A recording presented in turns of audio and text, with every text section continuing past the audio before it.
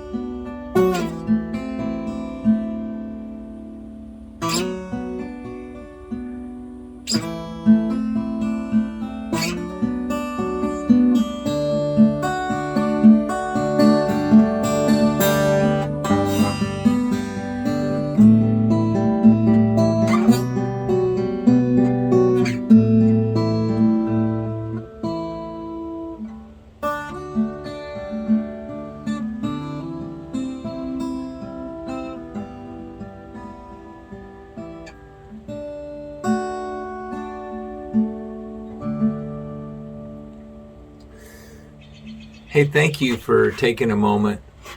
This is the midweek message from Toledo First Baptist Church, Toledo, Washington, not too far from Mount St. Helens. Sometimes I just have to play a little bit. It gives me strength that I maybe can't get anywhere else. My name's Joe Martin. I'm the pastor at First Baptist Church. Recently, I was just feeling kind of down, just off and like weird sensations. And I went to the doctor, and he said, it's not very common, but I think you have a vitamin deficiency. And so I started taking these vitamins, and this is not an invitation for a whole bunch of, I'm not looking to get into that whole issue, but I started taking them and immediately began to feel so much better. Now, without going into my own personal story, I will tell you there is a vitamin out there that I think most of us have been recently deficient in, and it's vitamin E, but not the normal vitamin E. I'm talking about vitamin E encouragement. When you are discouraged, when you are low on vitamin E encouragement, you feel run down. You feel kind of weird. You have weird sensations and weird senses. And so I just want to say to you, if you've been feeling that way, this idea of encouragement, this supernatural vitamin E, is something we all need. You need it. I need it. I've noticed that when people, now that there's a lot more availability to get out and to get out with other people, people are just out in droves. I think it's because after over a year, we feel our need to be with each other. We feel our need, some people more than others, but the Bible tells us as followers of Jesus in Hebrews 3:13, it says, but encourage one another day after day. That means this is a day-to-day thing. Encourage one another day after day, as long as it's still called today, so that none of you will be hardened by the deceitfulness of sin. I don't know about you, but sin can harden us up. We get angry, even subtly, little irritations and grudges creep into our life, disappointments. And if we don't deal with them, if we don't have a way of, in an encouraging way of dealing with them, then we become hard-hearted. And no amount of talking or counseling can solve hardening of the arteries, as the old saying is. He says, do this for each other day after day. Not putting it off as long as it's still called today. Otherwise, we'll be hardened because sin is deceitful. We get fooled. I don't know about you, but you can think you're absolutely right about something and be wrong. Or you can be right about something and go about it in an unloving, wrong way that is cruel and manipulative. The word encourage comes from a Greek word, parakaleo. It literally means to call someone near to you, to say, hey, come here, come here.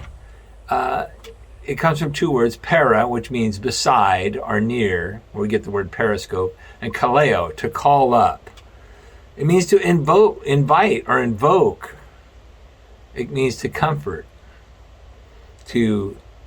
Sometimes it can be used to pray, to call someone close. Boy, do we need that. In 1 Thessalonians chapter 5, verse 11, it says, therefore, encourage one another and build up one another,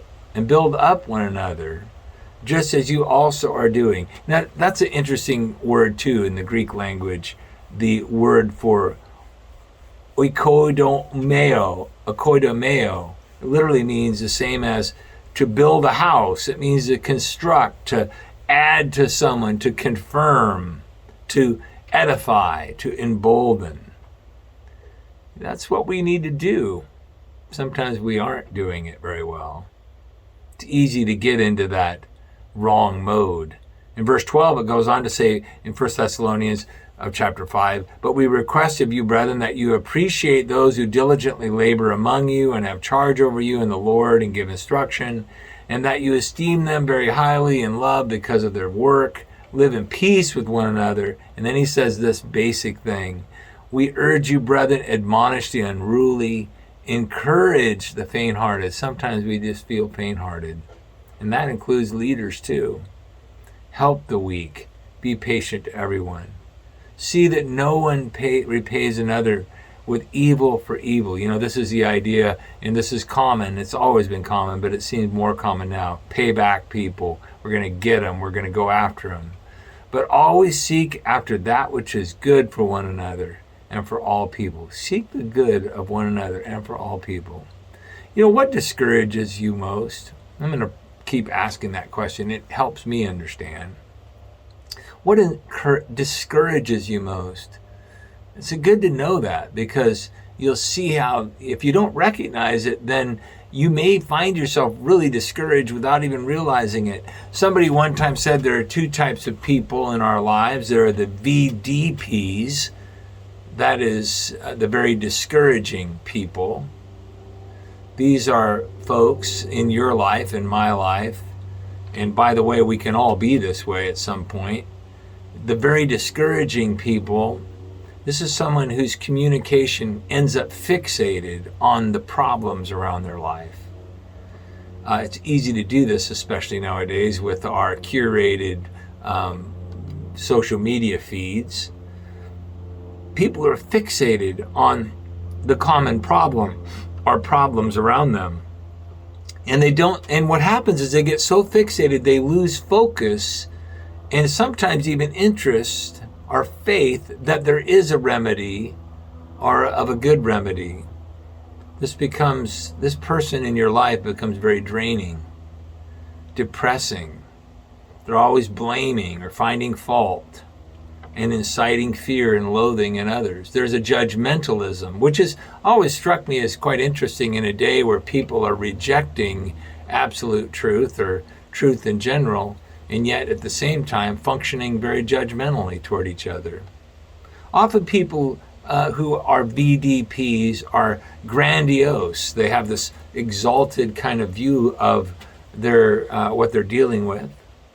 They take themselves and their concerns overly seriously and lose sight of the beauty and the awesomeness and the complexity of people and things around them. Now, there is also another group of people, and you should strive, and so should I, to be one of those people. These are the VEPs, the very encouraging people. These are people who overall have a joyfulness about their life. There's a great little book that my friend was reminding me of the other day called Jesus, Man of Joy.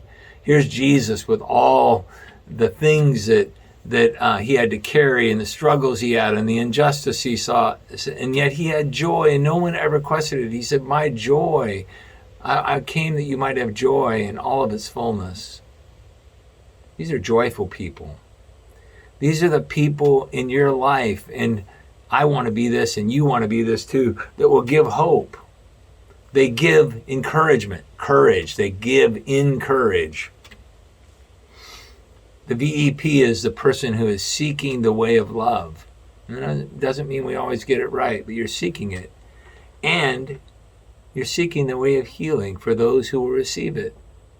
You know what love always does? Love does the opposite of discourage or the loss of courage. Love, perfect love, casts out all fear. It gives courage. VDPs are often disappointed and focused on their disappointments. There are people who focus on disappointments, and oftentimes, as in the generation I came from, they were often just nicknamed bummer. But this is not what you want to be. I know that many of you lately, after all that you've dealt with, you've felt disappointed perhaps, and that can lead to discouragement. Or maybe you've experienced the sting of betrayal from those who you once thought were your friends, or maybe maybe somebody else in your life. There's recently an article written some years ago about losing friends, but there was a quote in there from Aristotle. And here's what Aristotle said about friendship. Aristotle said that friendship was no less than the basis of society. And he described friendship as both love and virtue. You know what? A very encouraging person, a VEP, they get this. Their presence. I have some people like this around my life, and just being around them makes me feel better, helps me to feel better, helps me to feel stronger. And the reason I say all this is because God uses people like you and like me to encourage others. We encourage each other, especially when we're going through tough times. 1 Thessalonians 3:2 says, and we sent Timothy, our brethren and God's fellow worker in the gospel of Christ, to strengthen and encourage you in your faith, so that no one would be disturbed by these afflictions. For you yourselves know that we have been destined for this. For indeed, when we were with you, we kept telling you in advance that we were going to suffer affliction. And so it came to pass, as you know. What he is saying is, we already warned you that there's going to be hard times, and there's going to be difficulty, and there's going to be affliction. But I sent you Timothy, that he could just be with you and encourage you. The great thing is you can be a VEP. You don't have to be a VDP. You're going to need the Holy Spirit to help you, but you can move from being a discouraging person to being a very encouraging person. And I want to tell you how you can do that, but we don't have time right now in the midweek. I just want to tell you that think about it for a few moments in your own life and evaluate yourself. What is it that discourages you? And where would you find yourself? Are you a VEP or a VDP? And as you think about the people around your life, do you have a mixture, or is it all one or the other?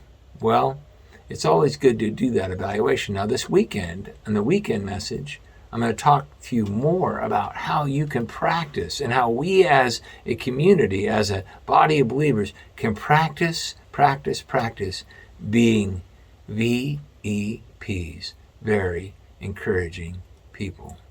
Thank you for listening. God bless you.